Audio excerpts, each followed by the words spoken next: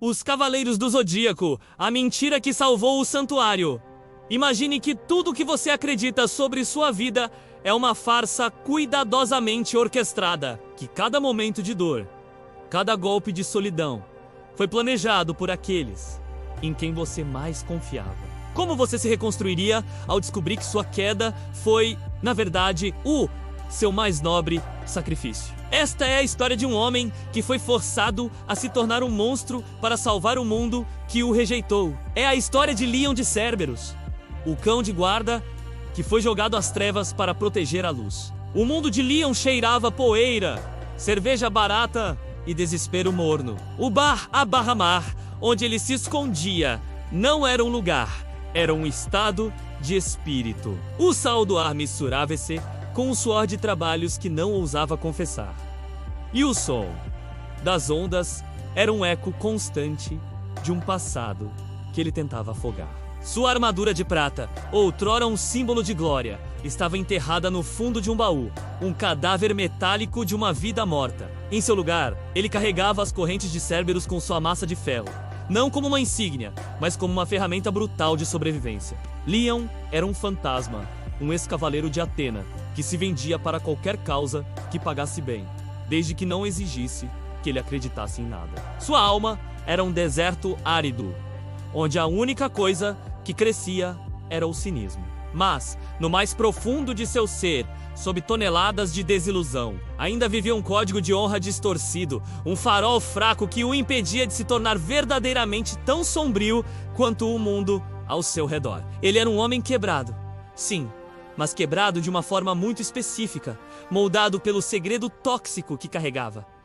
A memória do Cavaleiro de Ouro, Chão de Escorpião. Um pilar de santuário, sussurrando a cor dos traiçoeiros com emissários de um reino de gelo e escuridão.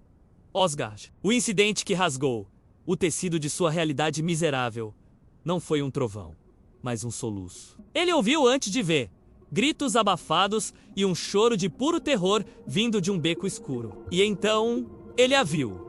Luna, uma jovem com olhos que pareciam ter testemunhado o fim do mundo, encurralada por homens cuja ganância era palpável no ar. Algo naqueles olhos, não apenas medo, mas uma lucidez assustadora. Uma antiguidade naquele rosto jovem falou com a última partícula intacta de seu ser. Suas correntes de Cerberus se moveram quase por vontade própria. Um redemoinho de aço e fúria que deixou os agressores imóveis no chão. A luta foi rápida, brutal, eficiente. Quando o silêncio retornou, a garota olhou para ele, ofegante, e sussurrou palavras que o fizeram congelar. O escorpião no Jardim de Ouro. Sua picada envenena a própria deusa. Era uma referência direta a Chão de Escorpião. Ela sabia.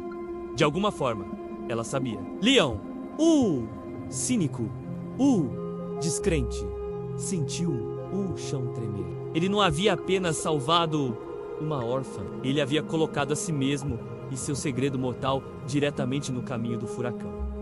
As consequências foram rápidas e impiedosas como um raio. A notícia de que o pária Leon de Cerberus protegia uma garota profética chegou a santuário e a resposta foi uma sentença de morte. Eles não enviaram exércitos. Enviaram fantasmas de seu próprio passado. O primeiro foi um cavaleiro de bronze de Corvus, um jovem ardente cujo olho brilhava com o fogo do dever cego. Leon de Cerberus, por ordem de santuário, renda-se e entregue a bruxa! O confronto foi uma dança macabra na doca, iluminada apenas pelos faróis de navios. Leon lutou não com ódio, mas com uma fadiga profunda. Suas correntes enfaixaram o jovem cavaleiro, e a massa de ferro parou a centímetros de seu rosto. Vá embora, rosnou Leon, sua voz um rugido áspero. Você não sabe o que está fazendo, mas a rejeição no olhar do jovem foi como um soco no estômago. Ele era o inimigo, o traidor, a persona que ele mesmo havia aceitado agora o estrangulava. O conflito não era mais sobre esconder um segredo, era sobre proteger Luna, cuja vida havia se tornado, de forma inexplicável, o único farol em sua escuridão. A fuga que se seguiu foi uma descida vertiginosa em um pesadelo. Eles se tornaram sombras, pulando de trens de carga, dormindo em armazéns abandonados, seu mundo reduzido ao cheiro de mofo e ao som constante de seus próprios corações batendo em frenesi. Leon, o solitário, se viu responsável por outra vida.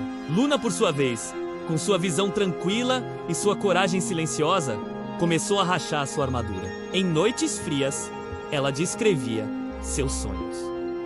Veja uma serpente de gelo enrolada no mastro de um navio. E um homem com uma coroa que chora diamantes de gelo. As peças do Quebra-Cabeça começaram a se encaixar. A conspiração de Shon de Escorpião, os poderes de Luna, a caçada implacável. A pressão forjou Leon em algo novo. O cinismo deu lugar a um propósito feroz e singular: protegê-la. Cada embate era um teste. Contra um grupo de cavaleiros de prata de Hidra, ele foi forçado a liberar sua técnica mais temida, o latido do cão infernal.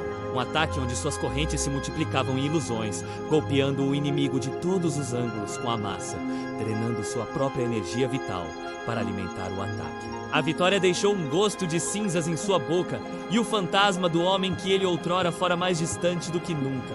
E aqui, no olho deste furacão de ação e emoção, que eu preciso fazer uma pausa e te fazer uma pergunta direta. Até onde você iria para proteger alguém que praticamente não conhece? Que vale mais? A honra de um homem ou a vida de um inocente?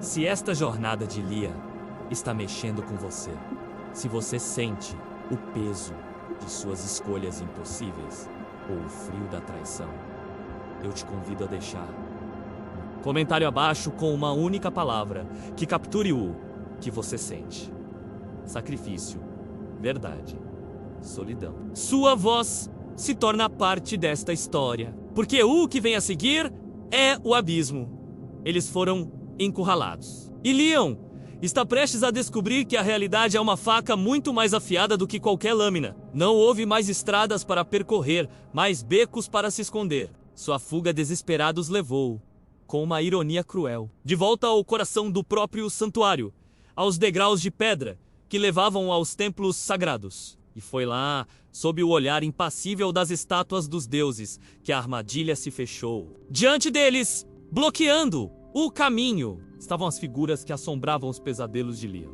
O grande mestre, sua presença uma onda de autoridade silenciosa. E ao seu lado, Shon de Escorpião, o próprio homem cuja traição Leon testemunhara, seus olhos frios como o gelo de Osgар, um quase sorriso nos lábios. A atmosfera ficou pesada, o cosmo dos dois cavaleiros de ouro esmagando o ar. O jogo acabou, Cerberus. A voz de Shon cortou o silêncio, suave e venenosa. Leon se colocou na frente de Luna, suas correntes de Cerberus cintilando com um cosmo desesperado. Ele se preparou para o triturar dos três mundos, um ataque suicida que canalizaria toda a sua vida em um único e devastador golpe. Este era o fim. Ele morreria como um traidor, mas Luna veria que ele lutou até o último suspiro. Mas o golpe mortal de Escorpião nunca veio. Em vez disso, algo impossível aconteceu. O grande mestre ergueu a mão, um gesto calmo, e Shon de Escorpião, relutantemente, baixou seu braço. A expressão no rosto do grande mestre não era de raiva ou triunfo, mas de uma profunda e cansada solenidade. Sua rebeldia cumpriu seu propósito. Leon de Cerberus, disse ele, e cada palavra era uma chave, destrancando anos de dor. Sua expulsão foi uma farsa, encenada por esta própria ordem. O mundo de Leon desmoronou. Sua respiração, presa. A teia de traição que você descobriu era real, mas era apenas um fio de uma conspiração maior, uma que vinha de Osgar e encontrou eco dentro de nossas paredes. Precisávamos de um lobo solitário, um homem que ninguém no santuário confiaria, um homem que se tornaria invisível para os olhos do verdadeiro inimigo. Você não foi expulso, você foi a semente que plantamos nas trevas para que pudéssemos encontrar a luz. Shon de Escorpião cruzou os braços, seu olhar ainda desafiador, mas agora sem a centelha assassina. Cada batalha, cada perseguição, foi para solidificar sua persona. Até minha performance.